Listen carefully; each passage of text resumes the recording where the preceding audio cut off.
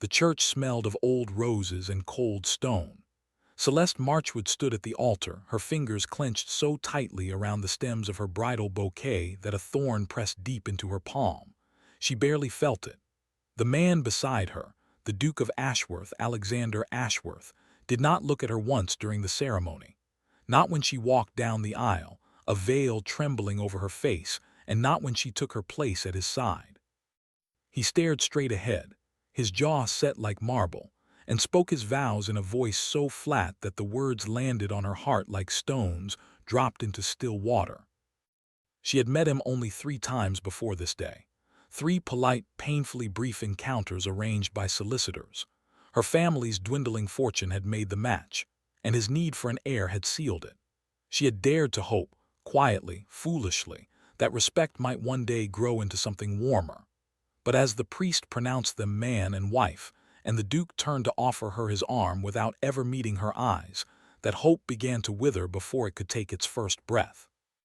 The carriage ride to Ashworth Hall was cloaked in silence so thick she could feel it pressing against her skin. She sat across from her new husband, watching the countryside roll past in soft greens and pale golds, while he read a newspaper he had brought with him. Once she cleared her throat and remarked that the wheat fields looked lovely in the late afternoon light. He answered, quite, and did not lift his gaze. She did not try again. Ashworth Hall rose from the landscape like a monument to everything she was not, ancient, grand, impossibly self-assured. Footmen lined the entrance. A housekeeper with a face of weathered stone led her through echoing corridors to a suite of rooms that would be hers alone. The Duke paused at her door only long enough to say, "You will find everything you require. Good evening." Then he walked away, his boots clicking a measured rhythm against the polished floor until the sound faded into nothing. Celeste stood alone in the cavernous bedchamber, still wearing her wedding gown, and felt a chill that had nothing to do with the late autumn air. The days that followed unfolded with a hollow, predictable stillness. She learned the rhythms of the house, when breakfast was served, when the post arrived, when the maids changed the flowers in the east drawing-room, but not the rhythms of her husband. He took his meals in his study, or in the village, or not at all. When they did share the long dining table, he spoke only of estate matters, and his sentences were clipped and businesslike, as though he were addressing a steward rather than a wife. Celeste tried. She rose early each morning and dressed with care, choosing soft colors that her mother had once said brought warmth to her cheeks. She ordered his favorite dishes from the kitchens, learned the names of his tenants from the ledgers left in the library, and once gathered the courage to bring a tray of tea to his study door. He thanked her without looking up from his correspondence, and the door closed gently but firmly, leaving her in the hallway with a tray growing cold in her hands. The staff was polite, but she caught the pity in their glances. They, too, knew she was a ghost in this house. 3 weeks after the wedding, a storm rolled in from the moors. Thunder rattled the windows, and lightning split the sky like a silver thread tearing through black silk. Celeste had been afraid of storms since childhood, and that night she lay rigid in her bed, flinching at every crash. When a particularly violent crack sent a vase shattering somewhere down the corridor, she threw on a wrapper and hurried into the hallway, desperate for any human presence. The house was dark, the candles blown out by a draft. She stumbled, barefoot and trembling, until a hand closed gently around her arm. "You should not be wandering in the dark." His voice was low, roughened by interrupted sleep, but not unkind. She looked up and found the Duke holding a single candle, its flame casting shadows across the sharp planes of his face. For the first time he was looking at her, really looking, and something in his gray eyes softened. "The storm," she whispered, embarrassed. "I have always been foolish about them." He did not call her foolish. He guided her down the staircase to the library, where embers still glowed in the great hearth. He stirred the fire back to life, draped a wool blanket over her shoulders, and sat across from her in an armchair without a word. The storm raged outside, but inside there was only the crackle of flames and the steady, quiet presence of a man who had, for this single hour, chosen not to leave.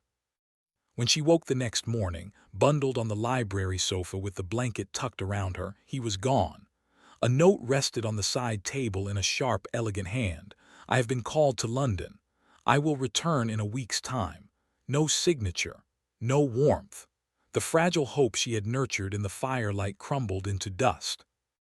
That was the moment something inside Celeste shifted, almost imperceptibly, like the first tiny fracture in a porcelain cup. She folded the note and tucked it into a drawer. She dressed simply, ate breakfast alone, and walked out into the pale morning light. She found the village by following the lane that wound past the estate's eastern boundary. It was a small, tidy cluster of stone cottages, and as she passed the first garden gate, she heard a child coughing, a raw, hollow sound that pulled at something deep in her chest. She stopped. She knocked. A tired young mother opened the door, a baby on her hip, and stared in astonishment at the finely dressed stranger. "I am the Duchess," Celeste said softly, the title still strange on her tongue. "May I come in?" She spent the rest of the morning brewing willow bark tea, coaxing broth into the little boy, and holding the baby so the mother could rest. When she walked back to Ashworth Hall in the late afternoon, her gown was smudged, her hair escaping its pins, and her heart felt fuller than it had since her wedding day. The visits became a quiet ritual. She brought food, medicine, and blankets to the sick and the elderly. She sat with widows and listened to their stories. She learned their names, their troubles, their small joys. The tenants, at first wary, began to greet her with genuine smiles. The housekeeper, Mrs. Pemberton, who had seemed carved from granite, brought her a pair of sturdy boots and said, "The ground is damp this time of year, Your Grace. You'll need these." Even Lady Margaret Ashworth, the Duke's younger sister, softened. She arrived for a visit full of sharp remarks and suspicion, her loyalty to her brother a blade she wielded freely. But after 3 days of watching Celeste return muddy and tired with baskets of herbs and bread, Margaret found her in the garden one evening and said quietly, "You are not what I expected." Celeste offered her a weary smile. "Neither is your brother," she replied. It was not an accusation, just a sad, simple truth. Margaret looked away and her voice dropped to a murmur. "He was not always this way. Someone broke him. It was not your doing." She would say no more that evening, but the words planted a seed of understanding in Celeste's heart, even if they could not ease her loneliness.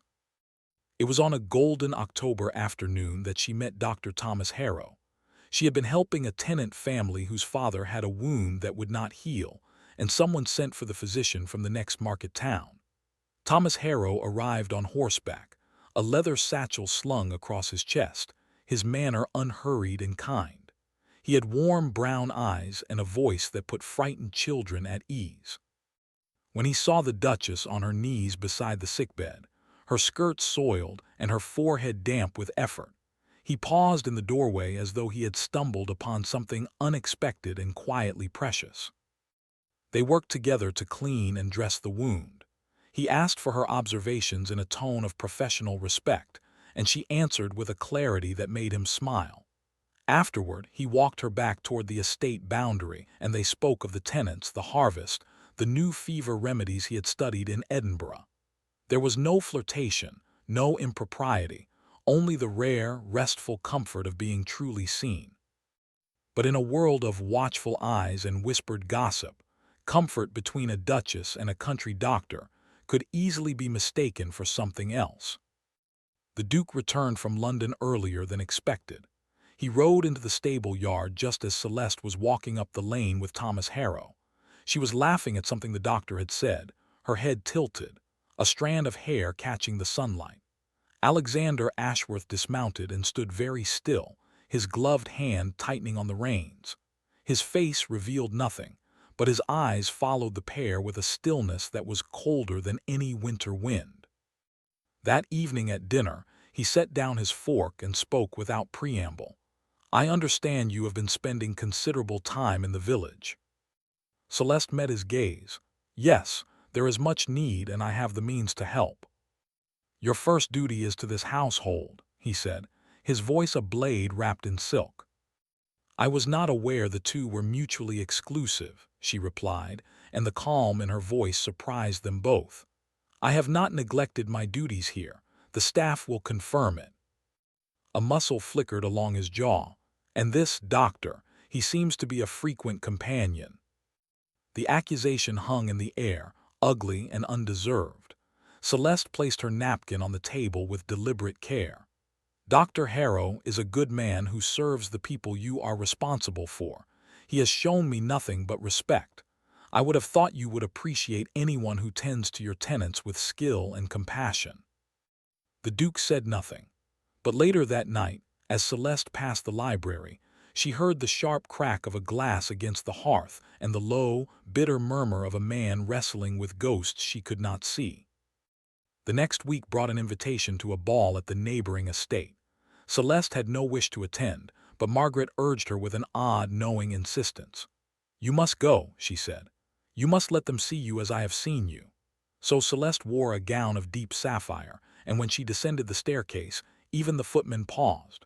The Duke, waiting at the bottom, looked up, and for a fleeting instant something raw and startled flickered across his features before his mask slid back into place. The ballroom glittered with candlelight and whispered speculation. Celeste danced gracefully, spoke with quiet wit, and drew the attention of the local gentry, who had expected the Duke's little-known bride to be a mousy, forgettable thing. Thomas Harrow was there too, invited because his father had been a respected country squire. He asked Celeste for a single dance, and she accepted with the same innocent warmth she would have offered any friend. But as they moved through the steps, she noticed the Duke standing rigid at the edge of the room, his eyes dark with an emotion she could not name. Lady Ashworth, the Duke's widowed mother who rarely left her dower house, had made an appearance that night. She was a formidable woman who had observed everything with needle-sharp perception. Before the evening ended, she took Celeste's hand and said, low enough that no one else could hear, "You have strength, my dear. You will need it. He is his father's son in all the worst ways, and yet his heart is not dead. It is only buried so deep he has forgotten how to reach it." Those cryptic words followed Celeste home through the chilly night. The confrontation she had been bracing for came the following morning. The Duke found her in the conservatory, where she was repotting seedlings for the tenants' spring gardens. He closed the door behind him with a decisive click. "You will not see that doctor again." She looked up, soil on her hands. "I will not be dictated to on a matter where I have done nothing wrong." "You are my wife." His voice was taut, almost strangling. "The things people say—" "Let them say what they will," she interrupted, rising to her full height. "I have given you no cause for shame. I have been patient, I have been faithful, and I have asked for nothing except the decency you would grant a stranger. If my reputation suffers, it will be because you have left me so utterly alone that anyone's simple kindness shines like a scandal." The words struck him like a physical blow. He took a half-step back, his face suddenly pale beneath its mask of control. For a long, terrible moment, there was only silence. Then he turned and left without a word. That evening, Celeste sat at the small desk in her room and wrote a letter to her mother. She wrote of the gardens and the villagers and the weather. And then, almost without meaning to, she wrote, "Do not fret for me. I have learned to make a life without the hope of affection. It is not what I dreamed, but it is enough. I will be content." She sealed the letter and left it on the desk to be posted in the morning.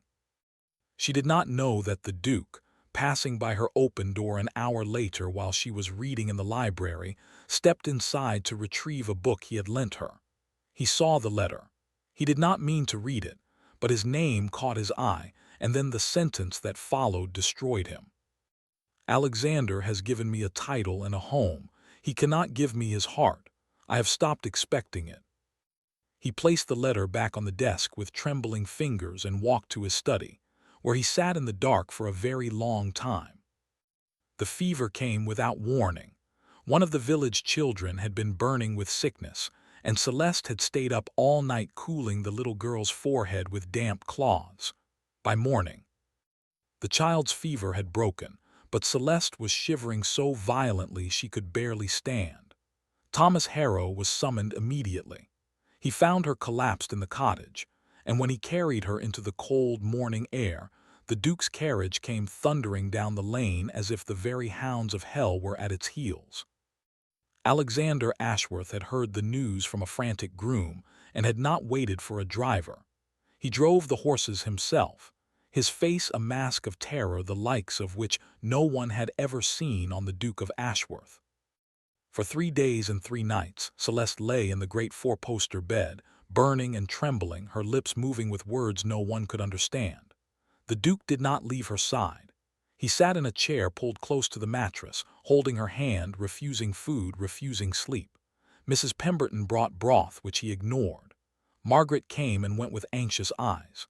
Thomas Harrow did everything medicine could do, but the crisis, he said quietly, was now in God's hands. It was on the second night, when the fever raged at its highest, that Alexander Ashworth finally shattered. He pressed his forehead to Celeste's burning fingers and spoke in a hoarse, broken whisper. "You cannot leave me, not now, not when I have only just understood what I am." His shoulders shook. "I have been a coward and a fool. I locked every door because I was terrified of being wounded again. My first wife, Eleanor, she never loved me. She loved a title and a fortune, and when she found a man who offered her excitement, she ran away without a backward glance. The scandal nearly destroyed my family. I swore I would never let anyone close enough to hurt me like that again." His voice cracked. "So I kept you at arm's length. I told myself I was sparing you. I told myself you had no choice in this marriage and that one day you would be grateful for your freedom. I even had a cottage prepared, a small estate in the north, with funds set aside so you could live independently if you ever wished to escape me." A strangled laugh escaped him. "I thought I was being noble. Instead, I starved you of every kindness you deserved. And now I am watching you slip away and I cannot breathe." He lifted his head and pressed a desperate kiss to her temple. "I love you, Celeste. I have loved you since the moment you walked into the church with your chin held high and your eyes full of terrified hope. I was too afraid to say it, too proud, and now I fear it is too late." The only answer was the rasp of her labored breathing and the crackle of the fire. On the morning of the 4th day, the fever broke. Celeste opened her eyes to pale sunlight and the impossible sight of the Duke of Ashworth slumped in a chair beside her, his cravat undone, dark shadows carved beneath his closed eyes, her hands still clutched in both of his. She was too weak to speak, but she moved her fingers just enough that he jolted awake with a ragged gasp. "You're here," he breathed, and there was no coldness left in him, only a raw, desperate relief that made him look younger and infinitely more human. "You stayed." She managed a whisper. "I heard you in the darkness. I heard every word." He closed his eyes as if bracing for a blow. "Then you know how badly I have failed you." "I know," she said softly, "that you were broken by someone else, and you tried to protect us both in the worst possible way." She paused, gathering the little strength she had. "I know there is a cottage I never asked for and never wanted, and I know you love me."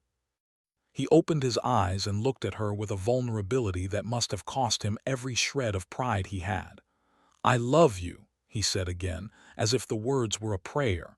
"If you can ever forgive me, if you can give me a chance to begin again." She did not answer with words. She turned her hand in his and laced her fingers through his own, holding on with a quiet, steady pressure that needed no translation. The weeks that followed were a slow, careful mending. Thomas Harrow pronounced her recovery remarkable, and when he took his leave for the last time, he pressed a kiss to the back of Celeste's hand and said, with genuine warmth, "He is a fortunate man. See that he remembers it." There was no jealousy in the Duke's eyes when he thanked the doctor, only a hard-won gratitude that spoke of new humility. Margaret revealed the full story one afternoon in the garden, sitting beside Celeste on a stone bench. "Eleanor didn't just leave," she said quietly. "She emptied his private safe, sold family jewels, and wrote him a letter saying she had never loved him. He found it on his desk when he returned from a parliamentary session. He was 24. It broke something in him that I thought could never be mended." She glanced at Celeste with tear-bright eyes. "But you mended it. Or rather, you showed him that he could mend himself." That evening, Celeste asked Alexander about the cottage. He stiffened, shame flooding his features, but she took his hand and led him to the library. "Show me the papers," she said gently. "I want to understand." He produced the deeds and the settlement, spread them on the desk, and explained how he had arranged everything within 2 months of their wedding, a place where she could live comfortably and independently without him if the marriage became unbearable. "I thought I was giving you a way out," he said, his voice thick with old pain. "I never realized that what you truly wanted was a way in." Celeste folded the papers and handed them back to him. "Burn them," she said, "or keep them as a reminder, but I will never need them. My home is here, with you." He dropped the papers onto the desk and pulled her into his arms with a fierceness that was entirely new, an embrace that promised he would never again let silence build walls between them. She leaned into his warmth and felt, for the first time, the steady beat of his heart against her own. Spring came to Ashworth Hall like a slow, tender exhale. The gardens erupted in drifts of bluebells and pale narcissus. Celeste resumed her visits to the village, but now the Duke often accompanied her, walking beside her with his coat slung over his shoulder, learning the names of every tenant and child. He still had his quiet moments, his brow furrowing over estate ledgers or political correspondence, but he no longer hid behind them. In the evenings, they sat together in the library, sometimes speaking of small things, sometimes sharing a long, comfortable silence that felt richer than any speech. One evening, as dusk painted the sky in shades of violet and rose, he led her to the spot in the garden where a new stone bench had been placed, overlooking the valley. "I had this put here for you," he said, a little awkwardly, as if he were still learning the language of open affection. "So you would always have a place to sit and think, and know that you are the heart of this estate." She sat down and pulled him down beside her. "You are becoming quite sentimental, Your Grace." "You have ruined me," he said, but he was smiling, a true, unguarded smile that crinkled the corners of his eyes. "And I find I do not mind in the slightest." The tenants, watching from a distance, saw the Duke and Duchess sitting side by side as the stars began to appear, her head resting lightly on his shoulder, his arm around her waist. It was a sight they would speak of for years, the day the cold heart of Ashworth Hall finally, irrevocably thawed. As the first nightingale began its song in the copse below, Celeste closed her eyes and let the peace wash over her. She had walked through loneliness and come out the other side, not as the timid bride who had stood trembling at the altar, but as a woman who had learned her own worth. And beside her, a man who had once looked past her as if she were invisible now held her as though she were the most precious thing in his entire world.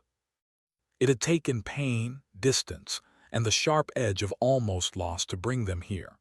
But now, with the scent of blossoms on the evening air and the steady rhythm of two hearts beating in quiet unison, they both knew the truth that had been waiting for them all along. Some loves are born in a moment. Others must be earned through fire, silence, and the courage to begin again.